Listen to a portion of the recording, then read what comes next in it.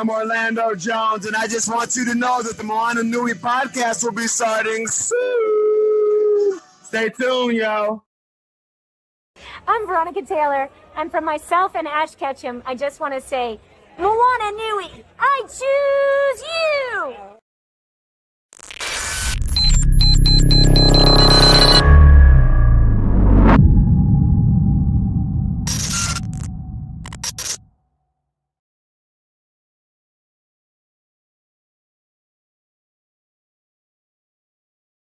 Right, so this is Charles Martinet, and who would like to ask the first question?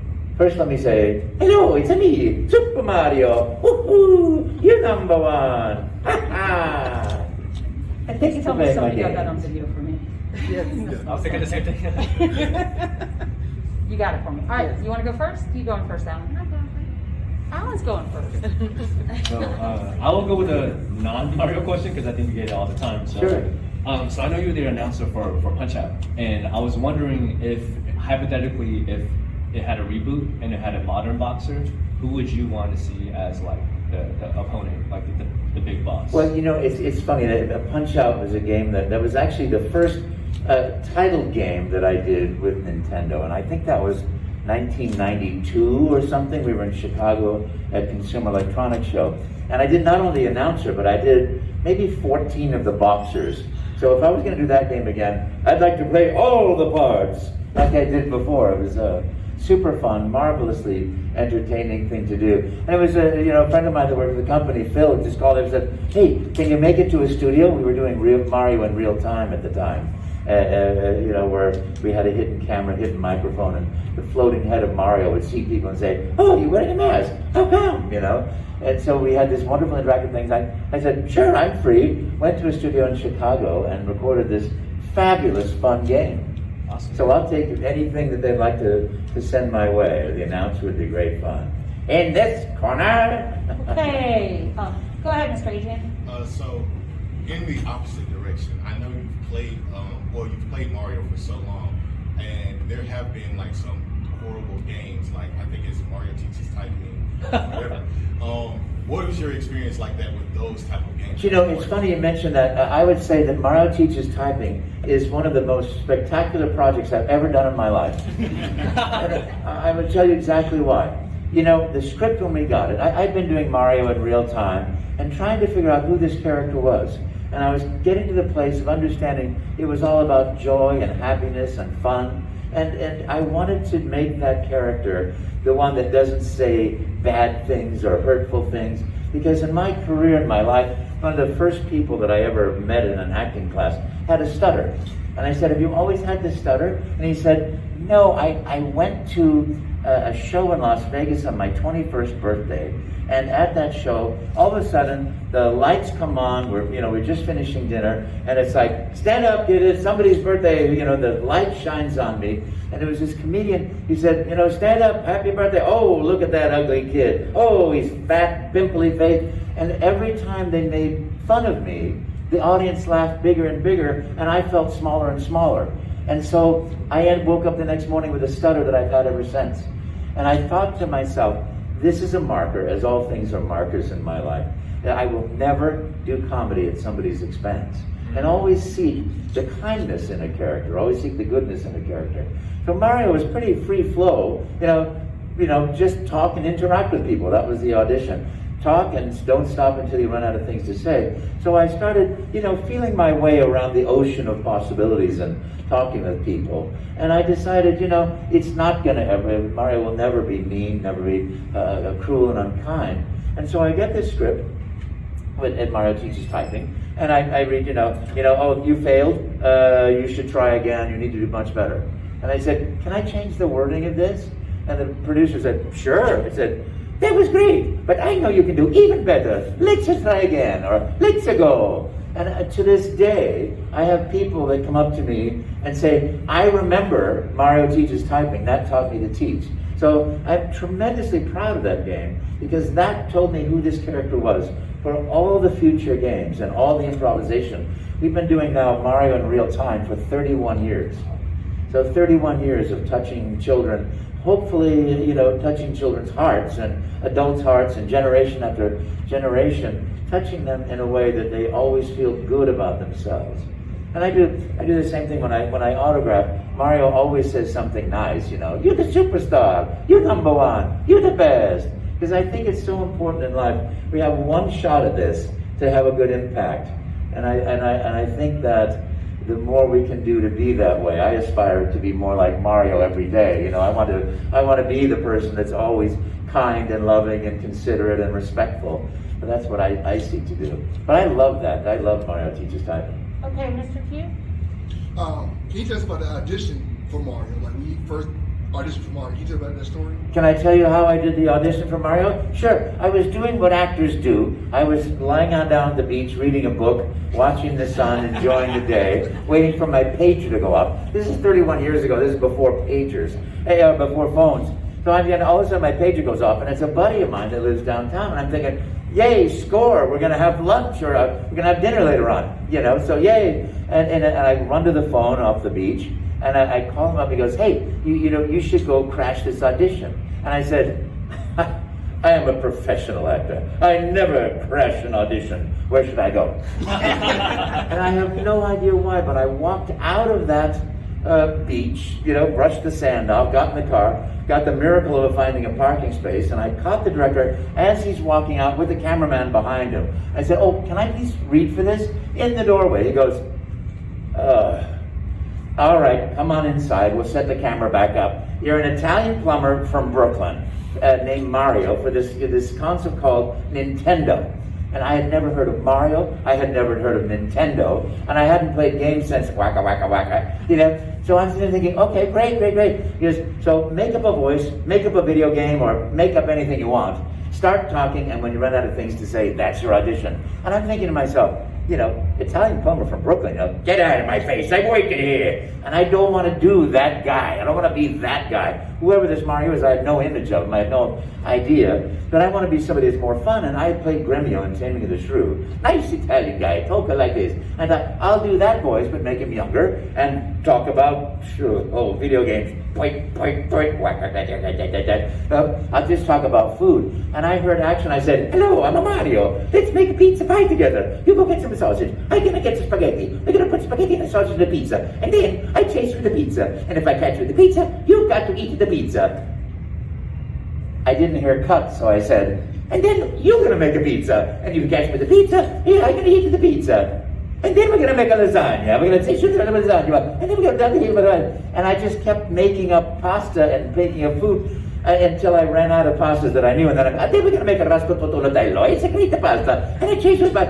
And I just kept going because he never said stop until I finally heard, stop talking, cut, there's no more tape. Thank you, we'll be in touch.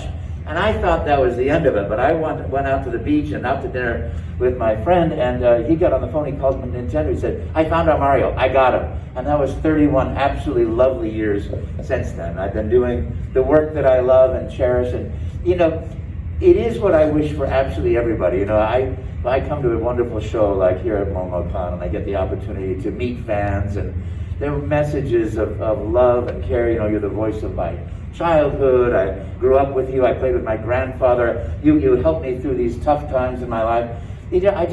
I wish everybody could hear such wonderful things. You learn as an actor the impact you have directly at a show like this. So it adds a certain level of real fun to it. And I always say to everybody, find the work that you love to do. Follow your heart and your passions and your joy. Live your dreams, because in the end, you're the hero of your own video game. This is the chance you have. So you go through it, and you can't necessarily know what sort of giant thing comes at you, but you can control it, hopefully, how you respond to it, what you do with it, by being your own best friend, by being your own person that you would treat yourself the way you treat your best friend. It's a lifelong process, to be sure. Mr. Gustavo? Mr. Martinet. Hi. Are you at liberty at all to speak about your role in the upcoming? Yeah, I can't speak at all about the film or about any future project that I'm in, but I sure appreciate the idea of it. Mr. Allen? I just want to say, like, I'm sorry that comedian thing happened, but I can definitely say for sure that you're a legend and he's probably broke somewhere in his mom's basement, so you won.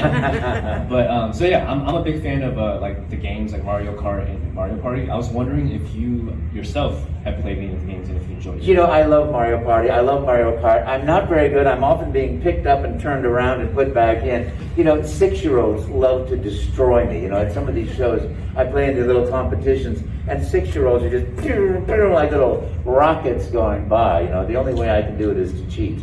There's nothing wrong with that. But it's great fun. I love Mario games. I'm just, I'm good enough to always find out the princess is not in this castle. Okay, Mr. 18, you have another one? Yes.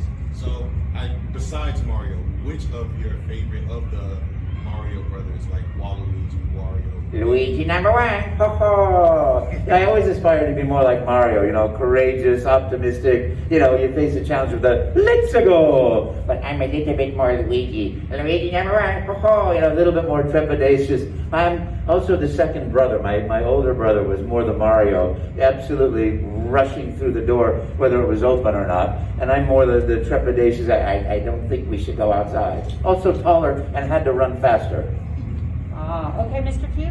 Piggyback off of what Alan asked, what's your favorite weapon in Mario Kart? What is my favorite weapon? One of my favorites ever was Double Dash. I love that. Was just so much fun, and I love it when the babies lose and they go. But you know, I mean, Chain Chomp is like for the babies. I mean, what could be better than that? You know. Favorite weapon. One more question. You want to go, Mr. Allen? Or? So what would be your favorite out of all of Mario's performances? What would be your favorite, like in all of the games? My favorite Mario game. See, that's a really tough one. I got a Guinness Book of World Records at 100 when the last Smash Brothers came out, and there have been like 25 games since then. So for me, it was like Mario 64, I got the phone call, Mr. Miyamoto would like you to be Mario in a game. And I was, woohoo! I love that game. I'm a sandbox kind of guy. Odyssey, I love Odyssey. I think Galaxy was amazing. Sunshine was just such a joyful game for me. Super Mario Bros. Wii, that was that side-scrolling game that was just so joyful. And Super Mario 3D World, you know? The kitty cats were just, that's such an amazing. I think that's a great thing too, is like, people love Mario games today because the integrity that's flowed through since 1985, the music, the joyfulness, the fun, the hero and the heroine, the whole weaving of the story has just been one magical thing after another. And I'm always like, well, how could it get better than this? And then it does, you know. But there's a joy and a passion for video games at Nintendo, and the creative teams are like always going. So it's an honor and a joy for me to be a very small part of that process, you know. Well, thank you so much, Mr. Martin.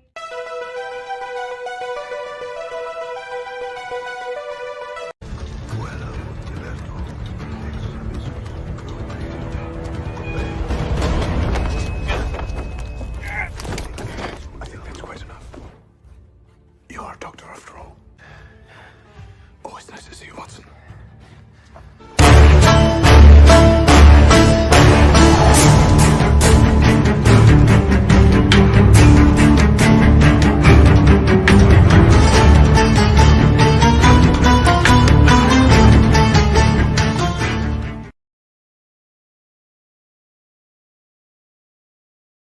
Mr. Steve Whitmire. I'll take the compliment, thank you. You're welcome. Who would like the first question? Mr. Allen, I'll let you start off. Oh my God, that made me feel bad. Hi, my name's Alan. Hello, Alan, how are you? Good. So I was wondering, like, how did you feel when you found out that Kermit the Frog would become an international meme with the drinking tea? Oh, with the tea, with Lipton Yes, tea. yeah. Yeah, so we did these bits for Lipton, these commercials with Kermit about drinking more tea. Be more tea, I believe was the slogan. Okay. You never know what's going to happen when an ad campaign like that comes around. So to me, what was always important is, does it suit the character? Kermit has a very definite personality, so you want to know if it's going to work. And it actually was a really good fit And I think a lot of that had to do with the song that he sung, his Be More Tea song, where he played the banjo. And I think it suited him very well. We had a lot of fun doing those. This may be more information than anyone cares about, but from a puppeteer standpoint, we did something we'd never done before, which is Kermit was picking his banjo rather than just strumming his banjo. That's a little detail, but those details are really important to us. Whenever we did musical numbers, we always tried to make that instrumentation accurate. So we had this little thing, and his fingers didn't actually work. We were just moving them in such a way that it looked like he was picking. So anyway, puppeteer thing, but lots of fun. Cool. Yeah. Next question, Mr. Adrian. Yes. So I know that you guys have had work outside of Sesame Street and everything. What is your favorite franchise that you have worked on? I know that Nintendo had a moment where they worked with Star Fox and they used some of the puppeteering from that. But I wanted to get your take on what was your favorite experience outside of, you know, the things that you typically work on. Well, let me think about that for a second. Honestly, to tell you the truth, over the years, most of the work I've done, almost all of the work I've done that I've been involved in was Muppets itself. My interest was always the puppetry, doing characters like that. I'm trying to think of something that I've worked on outside of that, and I'm thinking, what have I done? I can't think of anything. My favorite part of that has always been the live appearances that we did. It's a funny thing, you know, we always treat these characters like they are real living individuals, and they have real deep personalities, and you know, we all know what they are. And a lot of times the people who are fans don't know the detail that all of us went through kind of as actors to develop these characters. I'm not exactly answering your question. I'm trying. No, it's fine. I'm also not trying not to avoid it, but I honestly, most of the work I've done over the years has always been with the Muppets, and it's pretty much always been as a performer. So I can't think of anything I've done outside of that. If I did something, I'll let you know. Okay, there's still time. Dark Crystal? What's that? Dark Crystal? Well, yes, that's true. It's not the typical Muppets. Dark Crystal was different than the typical Muppets. It was still the same basics in a way. It was still, you know, practical puppetry, just bigger and heavier and more uncomfortable. You know? Next question. Rebecca, did you have one? Oh, sure. Okay. So I know that you also do a live broadcasting program called Colleen. And Yes. I wanted you to, you know, talk about that a little bit more. Sure, I can talk a bit about Cave-In. Sorry, yeah. No, that's okay. I had this idea about 3 or 4 years ago that it would be fun to come up with a character that was really suited to a puppet character that would do something specifically for the internet. And one of my favorite things of all times is whenever we do unscripted stuff. You know, we go on the Today Show or one of those kind of talk shows, and when the characters have no script and we just play and have fun with the host or whoever.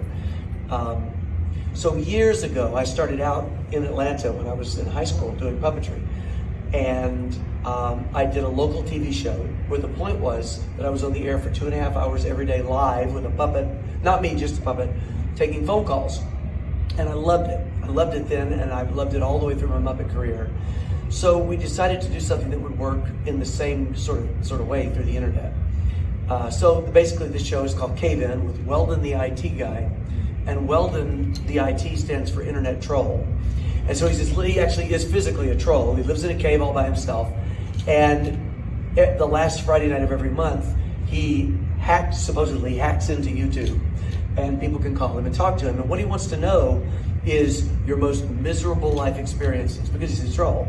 So people call in. Sometimes they actually really are miserable life experiences. Sometimes they're made up. But all the calls are real people calling in via Discord, and we broadcast on YouTube. And then we do these very Muppet-like 2 to 5 minute production numbers in the middle. There's songs and skits, a lot of parodies on real things, like we did a Stranger Things one called Stronger Thongs. We recently did one of Law and Order called Law and Odor. And Weldon is the only character, he's the only puppet. So Weldon plays all the roles. He calls himself a cosplayer. Well, he actually calls himself a B-cosplayer. And he says it's because he likes to dress up in some of the outfits. So, and I'm doing all the puppetry, and I edit the thing, I do all the music. It's really a one-man show except for the person who helps me with the tech. So anyway, it's been great fun. We've been doing that for about 3 years, and I'm going to keep it going at least a little bit longer. And then I may try to move well into doing some other things. Mr. Q? All the characters that you voiced and acted, which one reflects your personality and how? That's interesting. You know, they all do to some degree. There are certain Muppet characters I did over the years that were sort of my original characters, and then there's a handful of them that I inherited. Like when Jim Henson passed away, I began to do Kermit and Ernie on Sesame Street and several others that, you know, other puppeteers had done in the past. But really with the Muppets, that never happens, except in the event where we lose a puppeteer. Once a person began to work with Jim Henson, they really had a job for life as far as he was concerned. So there's an aspect of those characters, and those characters too. The ones I guess that I've originated that were probably aspects of me are a little guy named Rizzo the Rat that I did for 40-something years. And Rizzo grew, as I grew. He got to be a better character as I got older, more experienced. And then we did a show called Fraggle Rock for many years. I did a character named Wimbley the Fraggle, and this dog on there named Sprocket, who actually didn't speak, he just made dog noises. But it was as though he was speaking, he was practically talking. Wimbley was very reflective of me at the time because I was 23 years old. I was really just getting started doing this as a career. And this, I don't know whether you know this character, but he did what became known as wimbling. He could not make up his mind. He would wimble back and forth. He never made up his mind. And that was pretty much who I was at 23, So they all come directly out of the performer who does them. So pretty much at each stage of your life, each one reflects that stage of your life. Well, I think so. And one of the things I learned, there was one of our main puppeteers was a gentleman, he passed away a few years ago, named Jerry Nelson with the Muppets for decades and decades. And Jerry was an incredible character actor who happened to do that with puppets. And one of the things I learned from Jerry is that, for one thing, as you get older, you get more confident in doing ridiculous characters that somehow manage to be funny, maybe just because you're getting older. I don't know. They might not have been funny if you did them when you were 20. I don't know. But Jerry was an incredible voice person.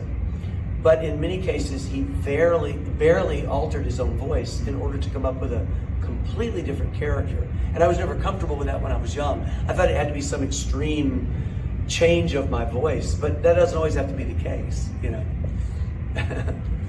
I have a question for you, sir. Yeah. So you mentioned growing up in Atlanta, and did you start off your career at the Center for Puppetry Arts? A lot of people don't realize that it's the third largest puppetry theater or whatever in the whole world. That's where most people train, from what I understood. But could you speak a little to how you got started and your involvement with them? Sure. Well, I didn't. I never worked there at the Puppetry Center. I interviewed 3 times and never hired me. Yeah. No, I never actually worked at the Center for Puppetry Arts, but I knew everyone who was involved, and I knew them actually prior to the center. Vince Anthony, who was the major force behind the place for years, along with his team. I've known him since the mid-'70s, long before there was a Center for Puppetry Arts. I don't even think there was a plan for one then. And then I was, it was the same year that I joined the Muppets in 1978 that the center opened.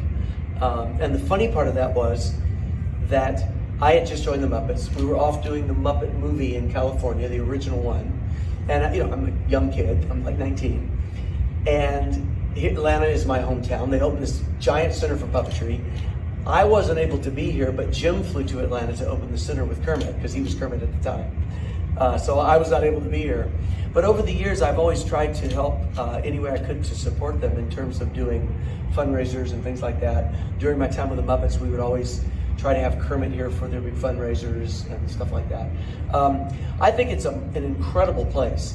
I've always kind of been in awe of, particularly of Vince when he was there, that to keep this nonprofit going and it takes a lot of money to do that, which they have to raise.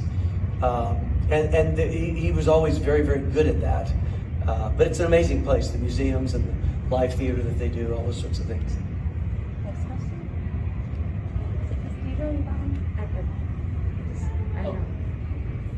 Oh, wait. Yes, Ms. Georgia. So in regards to how you were speaking on basically the characters and them all having personalities, when it comes to developing a Muppet or a new character's personality, what do you kind of go for? Do you go for more what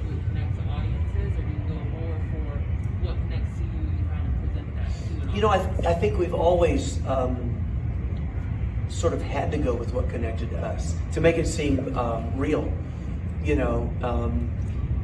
Otherwise, if we didn't identify with it ourselves, then it would never connect with the audience. And so many of those I would call them the core Muppet characters, the older characters. Even though sometimes these days it's new performers doing it, it still sort of relies on that original character. Like Jim Henson was Kermit when he was alive, and then I did it for 30 years.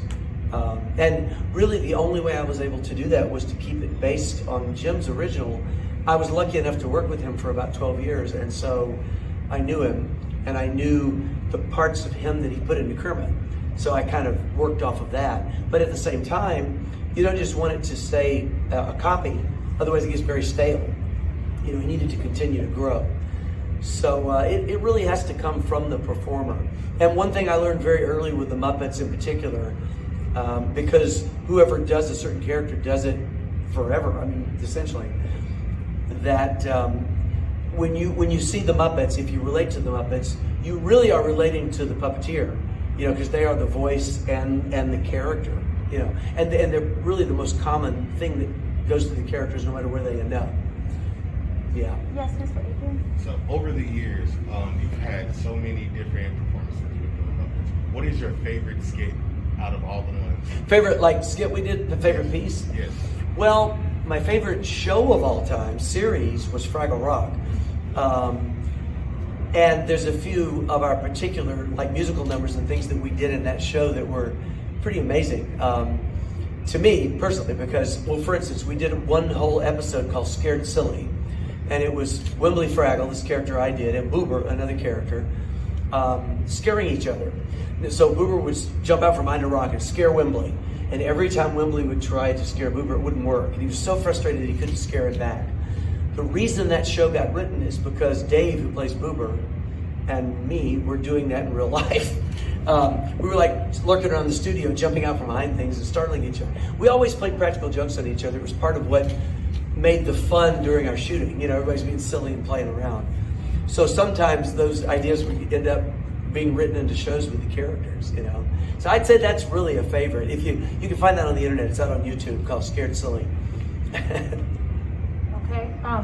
I have a question, but I'm gonna let Mr. Keith. No, you want me to do it? You go first. Are you sure? Ladies first. Okay. So my favorite Muppet couple is Gonzo and Camilla. Yeah. Could you speak to who your favorite Muppet couple is and why?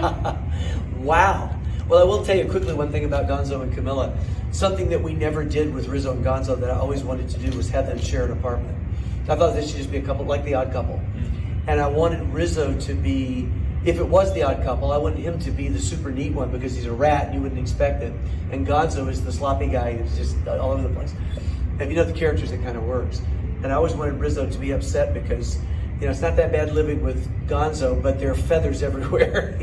All those feathers, I hate those feathers. Favorite Muppet couple? Wow, that's a tough one. It would be obvious to say Kermit and Piggy.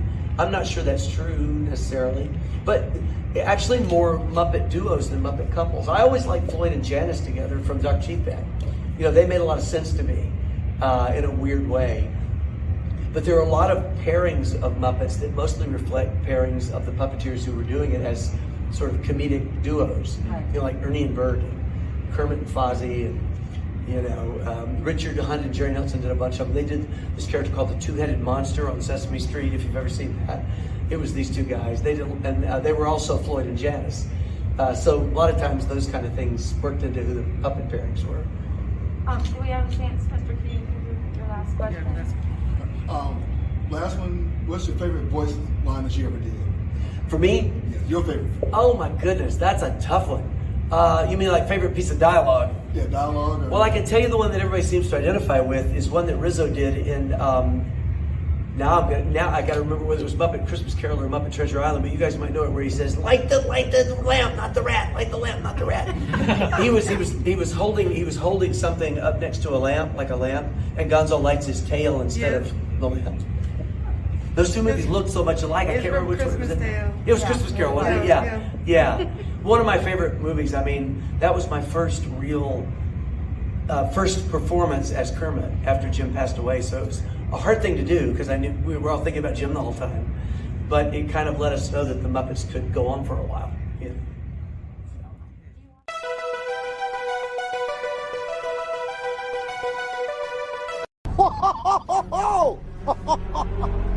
Who is this? I don't know. He's glorious. I mean, he's just like you, but way better. Way better. Thank you. No, it's not a compliment. I wouldn't touch him if I were you, buddy. You don't think I should touch him. You don't mind this, do you? Because I'm your buddy, too. I think he's gonna hit you. He punches so hard, but yet his hands are so soft. Be strong. Okay, bye.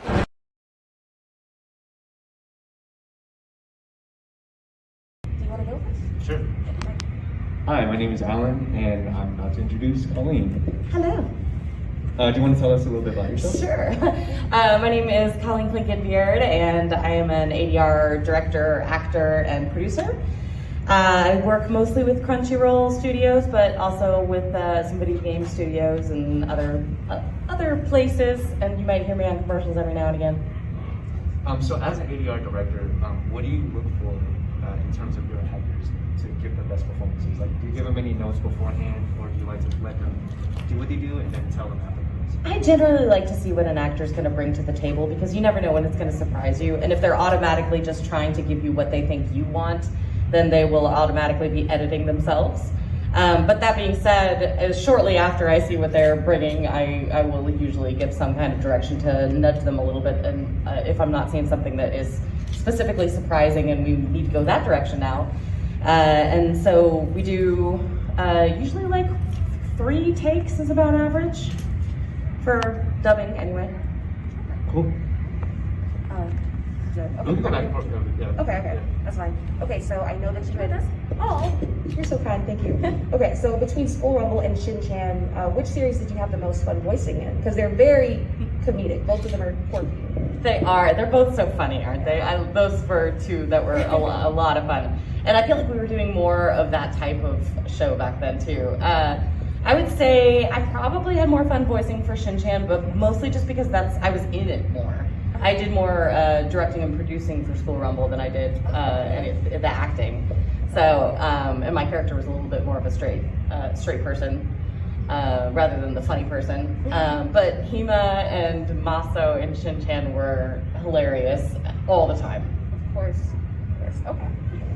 So, as far as your personal preferences, what are some of your favorite anime to watch? Oh, to watch? Yeah. Okay, so my top 3 anime of all time, and for sure I'm biased. I'm picking ones that I directed because I'm super close to them, but it's also true, are Full Metal Alchemist, Steins Gate, and My Hero Academia. Those are my top 3. Brotherhood or the original? I like both of them. I wouldn't compare them because they're 2 different animals, and I think they're both awesome. The original is a little bit nearer and dearer to my heart because I directed that one and I didn't direct on Brotherhood. But I just loved the animation and the music in that one I thought was phenomenal, and the character development. It was just like the whole package for an anime. Fruits Basket is up there too. I want to slip that one in there. Okay. I noticed that you voiced Lilith in Borderlands 2. Have you played any of the other Borderlands in the series, or if so, which one was your favorite? Have I played them, or did I voice in them? No, played the others after, voicing them. Oh, did I play the game? I don't have a system. So my husband and I, the last system we had was a PlayStation 2. And we would play Champions of Norath and stuff. I'm trying to think of the other one, Baldur's Gate, all the time. And then I started getting into video games like Borderlands, can't talk. And I wanted to start playing it, so I tried to get on somebody else's system. And you have to be like a computer genius now. You have to be a super genius to play these video games. So I admire anybody who's doing it. I'm gonna get a system someday and actually try to play my games because they're so fun and beautiful. And nowadays, the graphics and everything are just so phenomenal. I feel like the storylines for those in particular were amazing, and I would love to see them all the way through, but I've got a kid, so. Oh, when you get the chance, that's Tiny Tina's Wonderland next. That's the newest one that came out. Yeah. In retirement. That's gonna be me in retirement. Just playing.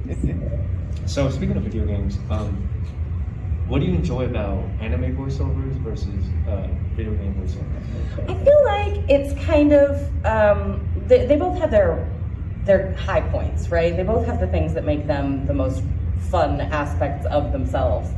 To me, video game voice acting is more free. I get the script and then I get to create a character, and I'm not married to mouth movements, and I'm not married to something that some choices that somebody else made for the role before. So I get to help create that character, and it's a more freeing experience as an actor. But that being said, with dubs, I get to see the completed scene before I record the scene, which means that I have a really good solid idea of what that should feel like.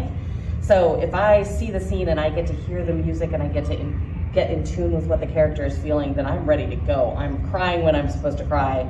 I know how far away that other character is. It's done. Whereas with a video game, I'm kind of relying on the director and or guessing about stuff like that. So that means that sometimes you can find out when you're actually playing the game that I'm actually closer to that other character than I thought, and I'm talking really loudly, or it might not always sound like we're talking to each other. So there's kind of 6 of one, half a dozen of the other in terms of what I like the most. Okay, so if you had to choose, would you prefer to live in the future of Psychopaths or of Space Dandy, and why? I'm gonna pick Space Dandy. It seems less harrowing and more comedic, and I think that it's funny that you say that, because Scarlet, the character that I play in Space Dandy, at my studio at Crunchyroll, we all have little avatars with our name plates. So when you come to our desk, you can see any character that they've decided to put on there and their name. And mine is Scarlet from Space Dandy, because that's kind of who I feel like at work.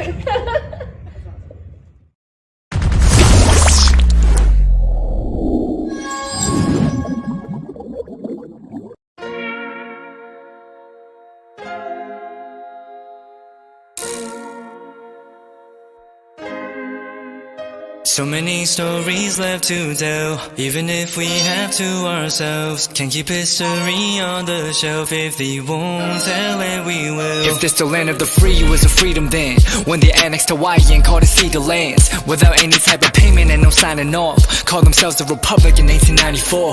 1.2 million acres overtaken from the native Hawaiians. When they resisted, the West retaliated in violence and erasure. The Hawaiian language is banned as part of colonialism's plan to expand, Stuck between a rock and a hard place. Multiple bombings of Kaho'olawe as a part of their ongoing war with Asia. Used it as a place for target practice. No consent or compensation. Colonizers call for annexation. The work of all the locals. School will never let you know. So many stories left to tell, even if we have to ourselves. Can't keep history on the shelf. If they won't tell it, we will. Too many stories left to tell, even if we have to ourselves. Can't keep history on the shelf. If they won't tell it, we will. We will. So if we put Hawaii into perspective, well, Black and Asian history is interconnected. Considering the fight with the Pacific, then of course versus Asia, they was treated as a middleman for war, but didn't let the Western colorism run its course. Cause dark skin was a sign of dignity to core. The land was taken in the name of capitalism, when prior to it was an actual kingdom. Clap back at the system. Stuck between a rock and a hard place. Multiple bombings of Kaho'olawe as a part of their ongoing war with Asia. Used it as a place for target practice.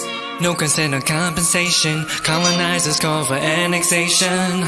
The work of all the locals. School will never let you know. So many stories left to tell, even if we have to ourselves. Can't keep history on the shelf. If they won't tell it, we will. Too many stories left to tell, even if we have to ourselves. Can't keep history on the shelf. If they won't tell it, we will. So many stories left to tell.